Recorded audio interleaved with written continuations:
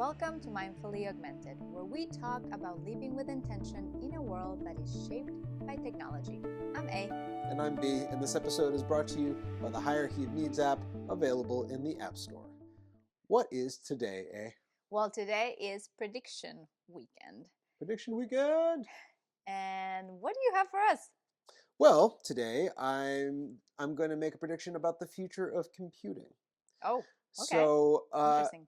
earlier we had made a prediction that that the device that OpenAI is working on with I.O., Johnny Yeah. Ives Labs, was going to be something like a puck and ultimately access multiple means of computer interfaces.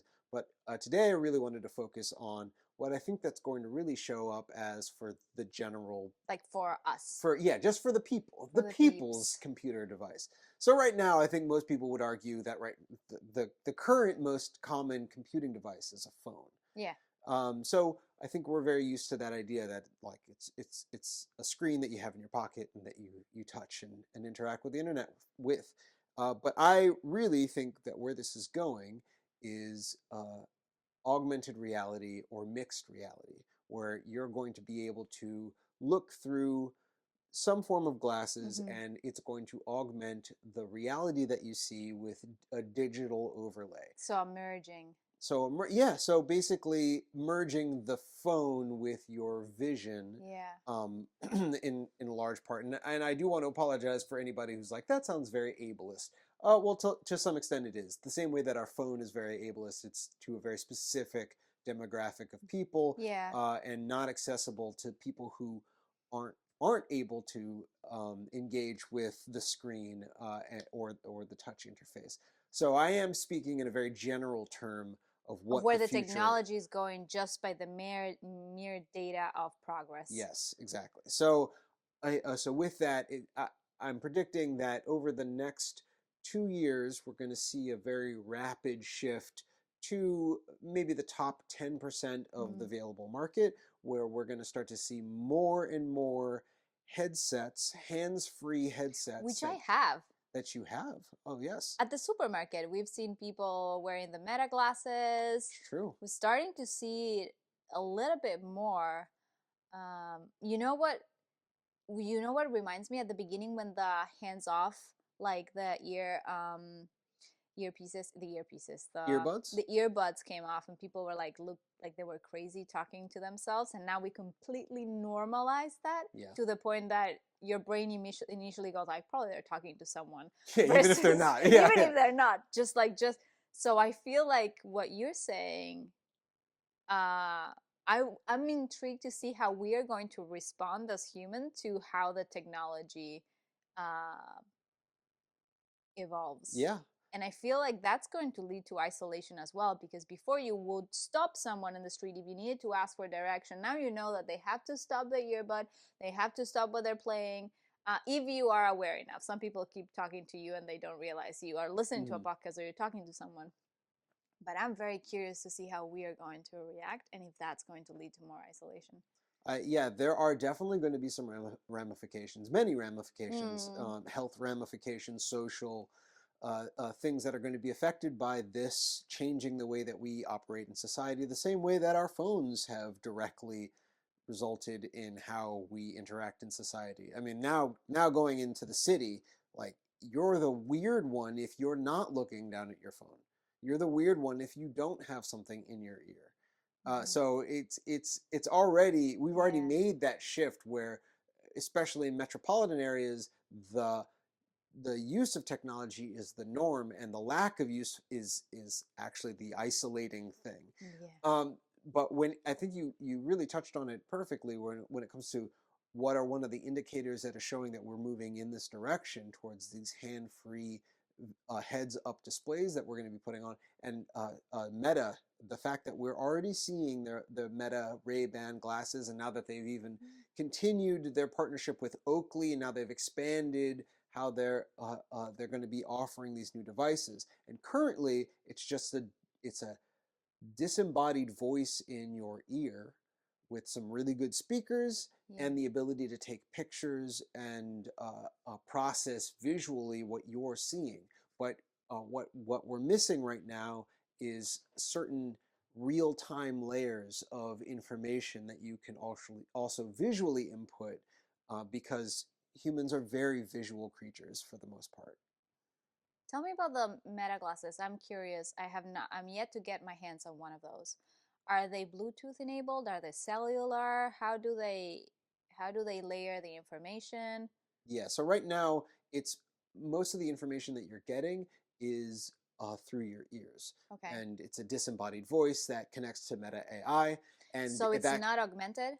it's not augmented visually, but Oh, it does have the ability to input information through a camera embedded within the frames, and it can do some light processing, but it also offloads a lot to your connection to your phone, to a phone in your pocket. So the display isn't, they're not really focusing on the display as much as they're focusing on the computation, I the see. ability to input audio and visual information and feed that through their AI, and then respond with the information that they have. And if there's anything that you need to see, it then projects that Hmm. information into your device on your phone, so into your app Yeah. on your phone, so then you can see whatever information that it needs to show you. But they are also, that's what's publicly available and commercially available. But they have I been would also assume working, yes. yeah, on they've been investing a So lot the of Tinker money. Lab. Yes, yes. They in their realities lab, they've been investing billions of dollars to shrink their their XR capabilities into just a pair of glasses that we could just put on and augment our vision. And they're not alone. Apple has also been investing wildly in this area, and they have uh, been reported in saying that this is their number one goal, because they believe that ultimately, if they don't achieve this Yeah. within the next 5 years, they may not be able to compete in any marketplace anymore, because that's really the future of computing by their measure. And they're not alone. Not we're not even just talking about uh, Meta or Apple. We're also talking about Samsung, Google, All the everybody other in the ones. Yeah. Android ecosystem. This is the target market that they're all aiming for, to make sure that they have a presence in within the next 2 to 3 years. So with that, it really looks like we're going to be shaping the future of our computation Yeah. capabilities with this AR and mixed reality, hands-free, augmented vision devices. Two things pop Yeah, into my head. I have two questions. One is as they're doing all this research and they're trying to shrink as much computational power into the lightest form of headset or wearable, are they doing are they doing any testing on brain scans and how is will potentially affect our organ, our brain, our um, what are the potential disruptions that they're happening? yeah. I think that's a very important question, and I definitely think that there's should not be in enough information. parallel, right? Yeah, there's not enough information to suggest whether they are or not doing Mm-hmm. but they're likely pulling off of studies that have been done since we've been putting phones up to our head, And we especially as we've know gone how smart. that can be. Yeah, and we know that there are dangers, and there is at least I've only seen the anecdotal. I've never Yeah. actually seen the research that suggested that we are doing long-term damage, though I have heard consistently that we are doing damage to ourselves when we put up our phones, and it's actually better to put in headphones or AirPods. But at this point, we're oversaturated And with the I've heard, signals that yeah. we're inputting uh, all the time. We're Mm-hmm. swimming in signals that we don't even see. And that's another thing, that it's going to be interesting, that once you can put on a pair of glasses that can visualize the signals that are you're receiving and that you're inundated by, I Yeah. think that's going to just change how we even perceive the world around us, when we're able to actually visualize the information that we don't see, that we're Mm. just moving through, and it's affecting us subconsciously, but not necessarily consciously. But Yeah. very much like, you know, just because the diseases were portrayed on the cigarette packets, not necessarily will make you Yeah, stop smoking, right? exactly. Uh, it would be amazing if we can hack that, in terms that the signals that the brain is starting to receive from using the technology so close would be actually uh, signals that it won't enhance neuroplasticity or Mm, um, help with Alzheimer's, in terms that it will stop the deterioration of the shrinking of the brain or the loss of neurons. Like, use it in a way that it will actually be beneficial for our brain health. That would be amazing. yeah, I think that especially with the ability to process the amount of data that we can process with Mm-hmm. something like AI, being able to look for patterns in ways that we can't necessarily see as an Yeah. individual, or that it would take a larger effort to parse through this amount of information to find overlapping patterns. I Yeah. feel like now, with the power of AI, um, and mixing that with our ability to perceive more, that Mm, we'll be able to put pieces together or look for patterns in areas that we wouldn't have even necessarily been able to before, because it only existed in a conceptual space yeah. before. Yeah. And now we could actually start to find patterns in our daily activity or our cognitive ability, how that works when on a daily basis, if we do have these signals going around, and we're tracking our data, of like how our health, Yeah. how good we are, how good are we at communicating throughout the day, how are we feeling throughout the day, things that we could actually just like kind of pick up with these devices in ways that right now we've only been really recording our steps, right? Like right now we've Or only been asleep. or our sleep, things that have just been kind of Hard. uh, uh, uh, they've been less directly connected to more complex system. They're Mm-hmm. like just a little bit more passive information that we could pick up. And now we're getting to this point that we could actually get data that is a little bit more tied to who we are and what it is that we're doing exactly, and seeing these patterns over time.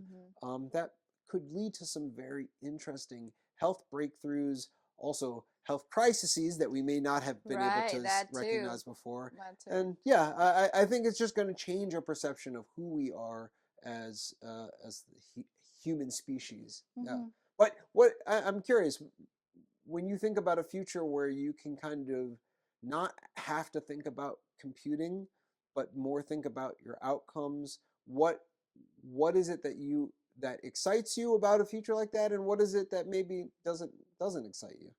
Well, I think what excites me um, is the fact of potential better social connections. Hmm. Like, let's say there's a completely, we're raising children as of now.